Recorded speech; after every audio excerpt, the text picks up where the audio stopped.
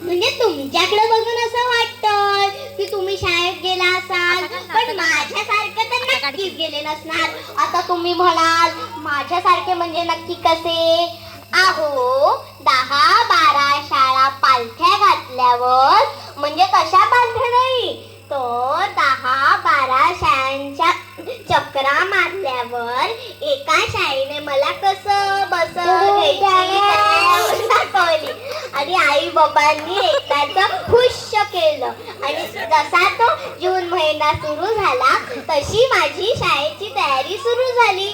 म्हणजे शाळा माझी पण तयारी आई बाबांची. पण ही तयारी करता करता मी जास्त दमून गेली. आता बघा, शूज घ्यायला पायाचे माप द्या, ड्रेस घ्यायला अंगाचे माप द्या, केस कापायला पार्लर मध्ये जा. खरं तर लॉकडाऊन मध्ये बाबाच माझे केस कापायचे, पण त्यांची कलाकुसर बघून आईने मला पार्लर मध्ये नेणं पसंत केलं. आणि शेवटी एकदाचा तो 15 जून उजाडला आणि प्रत्येकाची मला शाळेत नेण्याची घाई सुरू झाली. रोज 9 वाजता उठणारी मी आज मला 7 वाजताच आंघोळीला बसवलं. माझी निम्मी आंघोळ तर झोपेतच उरकून गेली. मी सर्व तयारी न रडता करावी म्हणून आदल्या दिवशीच एक लॉलीपॉप आणून ठेवलेला. तो समोर दाखवून मला चक्क ब्लॅकमेल केलं गेलं. नाराजून तो लॉलीपॉप काय मिळाला नाही, पण आईच्या सूचनांचा डोस मात्र मिळाला. हे हरू नको, ते हरू नको, खोड्या काढू नको. आता माझ्याकडे बघून तुम्हाला मी खोडकर वाटते नाही ना?